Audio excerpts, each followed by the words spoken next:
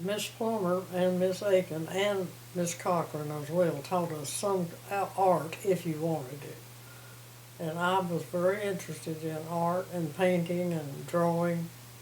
And she had a contest, Thanksgiving, for someone to draw the first Thanksgiving with the Pilgrims, and they're outside cooking their food.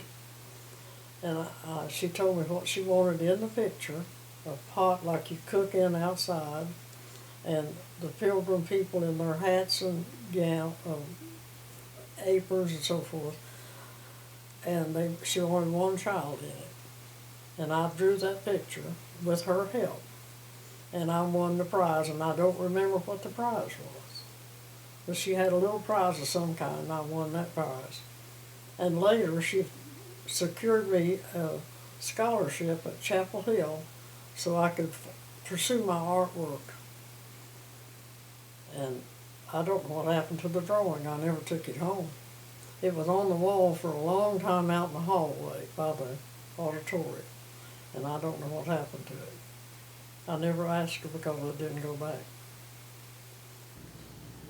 Me and my wife brought my grandson up here. He played baseball with the Great Smoky League back. That would have been in the 90s, early 90s, and we played baseball down here in the baseball field. That's been quite a few years ago, and he is 30 now, so that's about it. My mom and dad ended up getting a satellite dish the year I went away to college, and so when I came back, they had this dish that was probably 12 feet wide, you know, a great big thing, and they could watch lots and lots of different kinds of channels. And so I used to love to go back home and check that out on spring breaks and fall breaks and winter breaks and things like that. But Sunset Gap was wonderful. You know, we got to meet a lot of great people, and had lots of animals, a lot of dogs. The earliest that I can remember was probably Zip and Dude. They were two beagles, or bird dogs. And then we had Red, that was kind of a Heinz 57. And then Pee-wee and Ralph and Skipper. And then later, as we got older, Mom had Alice, a little peekapoo. And then we had Rascal. My middle sister brought Rascal home from Berea College one break, and he ended up just staying with us. So that was kind of neat. But I had a couple cats. We had two Siamese kittens that used to just go crazy around the house in the middle of the night. And one night they were running in the kitchen, and they hit the spice rack above the oven, and when it fell, it turned on one of the eyes. So my mom and dad woke up to smoking spices, and the next day the cats were gone, you know, so couldn't take a chance on that anymore. But animals were really special out in the community in Sunset Gap. Some of the guys had motorcycles. I didn't get to do that. I just had my bike. Every time I seemed to get on a mini bike or a motorcycle, I would end up getting stitches. So Mom and Dad were pretty smart, and they said, not on our watch, you know, I suppose. So it was bicycles for me until we got to drive at 16, and then got to drive to baseball practice, and so I got to drive to school from then on. So that was good. But it opened up the world. My community a little bit bigger and stuff, so that was pretty nice. I would like to thank everybody for watching this video. It means a lot to me that people like my content and the history of Sunset Gap. For a while now I've been printing these cards, giving them to people so they could watch this content, but YouTube allows you to see how many views you get in a week, a month, etc. And I've noticed that maybe 1 out of every 10 cards that I give people that does anybody even watch them. So if you have watched this video or any of my other videos from scanning that card, thank you very much. It means a lot to me. I would like to continue to make videos like this for many, many years, although I do not know how many on-camera appearances I'm going to make from now, but I would like to make these videos long enough so somewhere someone could be watching this decades from now and go, wow, look how young he is there. I'm 22, by the way. So some of our favorite Sunset Gap memories are around weddings, family weddings. And the first one that I can remember specifically was in 1981. It was in the winter, and my brother Duran, who is the oldest in the family, had gone to Maryville College. He met a nice young lady from Pennsylvania named Melissa Cannon, and her father was a Presbyterian minister up in Pennsylvania. So they decided to get married in Pennsylvania. We did not have a vehicle that would make it to Pennsylvania. We didn't even know how to start going to Pennsylvania. So Bob Davis from Sunset Gap loaded us all up in a van, and he drove us all up there. And as part of the wedding, there were co-ministers. So Melissa's father, Bob Cannon, was co-minister, and Bob Davis was co-minister. And so that was the first very special wedding memory from Sunset Gap. And also my older sister Joni, she and her husband Steve got married at Sunset Gap. This would have been in 1991. And they had planned to get married outside on the hill beside the craft house, but it had rained the night before, so they couldn't get married outside. And last minute they shifted everything indoors, and they got married in front of that beautiful big stone fireplace in the foyer. And so that was another very special wedding memory in our family. And the last one was from 2004. My oldest nephew, Tyler Williams, got married to Kimberly Self. We all call her Kimmy. And they actually got married at their family church, which was Pleasant Valley Community Church. But the fellowship hall downstairs wasn't big enough to have the reception, so they had their reception at Sunset Gap. And it was another good family memory concerning weddings in Sunset Gap. As I grow older, I think often about what my vision for the future of Sunset Gap would be, and I would hope that Sunset Gap would continue to be a vital ministry outreach to the community. A lot of what Sunset Gap does right now is really not that well known. There's not a whole lot of fanfare behind what we do. We have a thriving food pantry. We still have the thrift shop open. We still have the work camp groups that come down and minister in the community. So I would hope that we would continue to do that and more. But my greatest hope is that the Williams family, which started Sunset Gap School and the Sunset Gap Community Center, will continue to be a huge part of the ministry and of the ministry's outreach. Mom was the music director, I guess you would say, of all of Sunset Gap's musical presentations or pageants or events.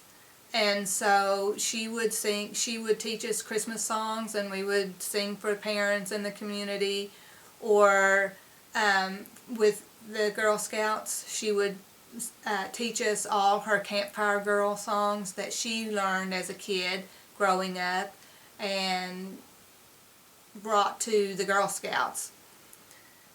But she sang all the time, and even now as I travel, I also sing in the car. We would put on pageants for Christmas, and the one thing I remember about her tutelage or tutorage is that when you sing a word with an S at the end, you drop the S because people will hear it anyway. So, for instance, if there was a song such as Jingle Bells, you wouldn't sing the S on bells. So, jingle bell, jingle all the way. So the S would be dropped. And I can remember there were some songs, and I can't recall what those are now, but they just would sound so funny without the S on it. So like Christmas, instead of Christmas, it was Christmas. And I thought that was just so funny that we would have to sing Christmas instead of Christmas songs. To wrap this whole thing up, one of my favorite memories about Sunset Gap and our time there is when Daddy would take the family with him to do Sunset Gap promotional tours.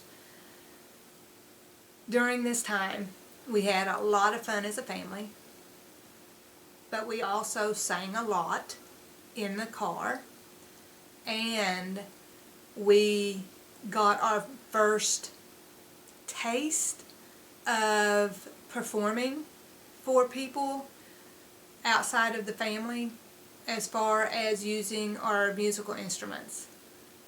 Danny doesn't do that anymore, but Chrissy played her guitar up till she passed a few years ago.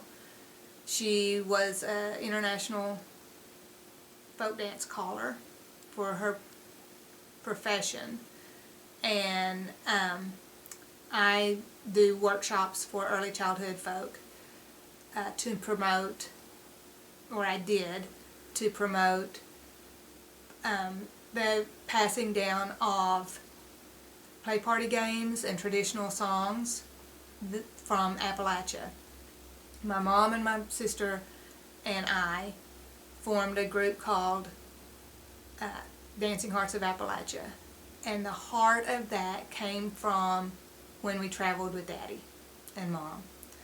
Daddy would promote Sunset Gap Community Center to women's groups or men's groups, church-related groups, or anybody who was interested in Sunset Gap Community Center, Lions Club, Kiwanis Club, Ruatan Club, those types of events. Mom would play the dulcimer, I would play the auto harp, Dan would play bongo drums, and Chrissy would play her guitar. And so, as a family, we grew stronger as we traveled, and it has been a lifelong event.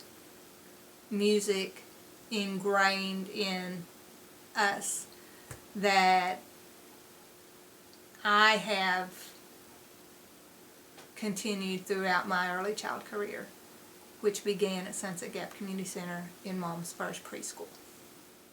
Another long-lasting effect of those trips with Daddy is that work groups from the churches out of Indiana, Illinois, Ohio, Pennsylvania, Michigan still continue to send their young people down to Sunset Gap for work camp group weeks or bi-weeks.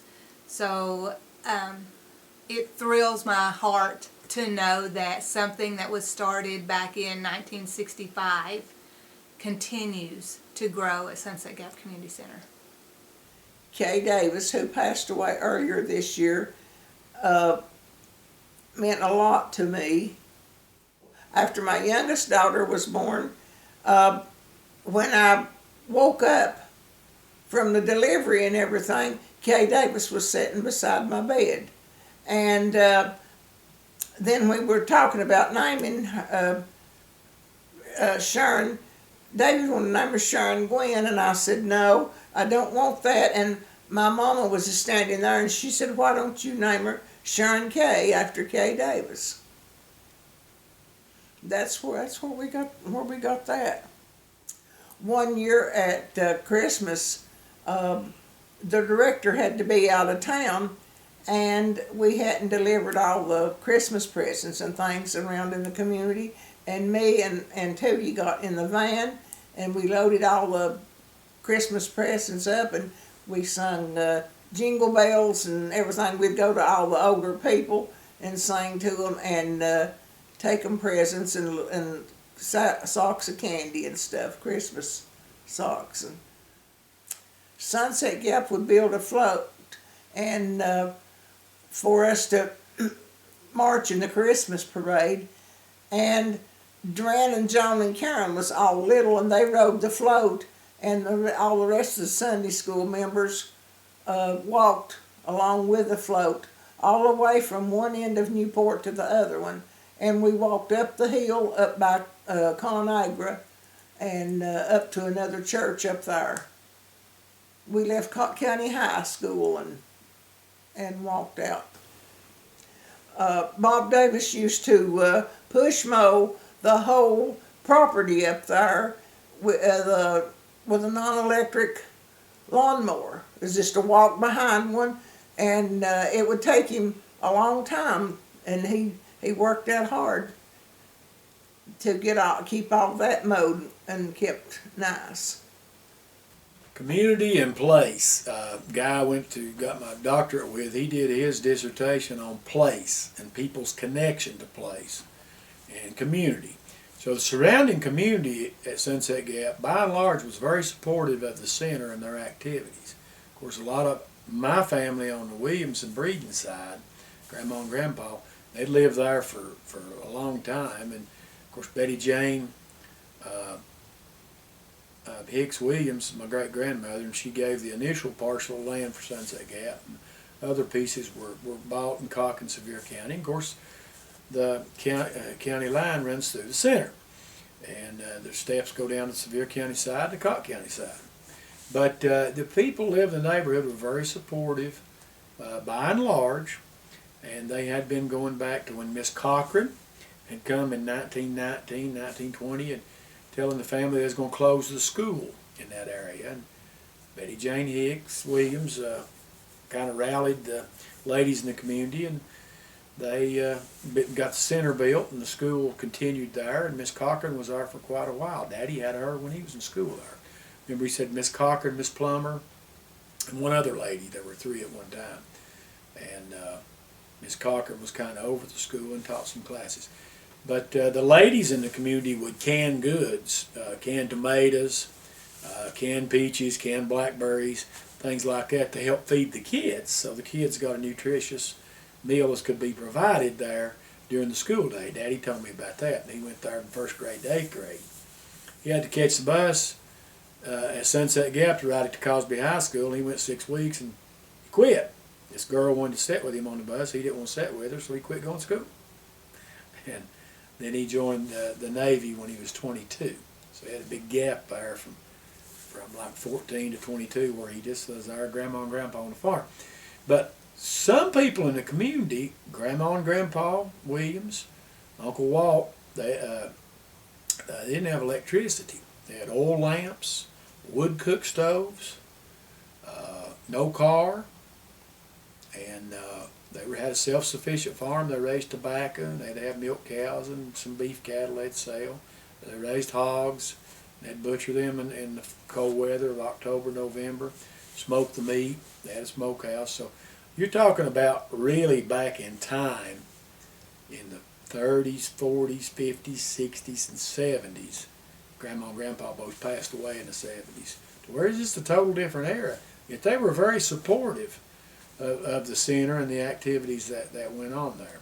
So it was really, really neat to see the people that come in from different communities and different states that were in their teens and 20s interact with like Grandma and Grandpa and Great Uncle Walt and some of my aunts and uncles and Mom and Dad and us. They were fascinated, and a lot of times they wanted to hear us talk. They wanted Mama to say salt and milk because they thought we said it funny.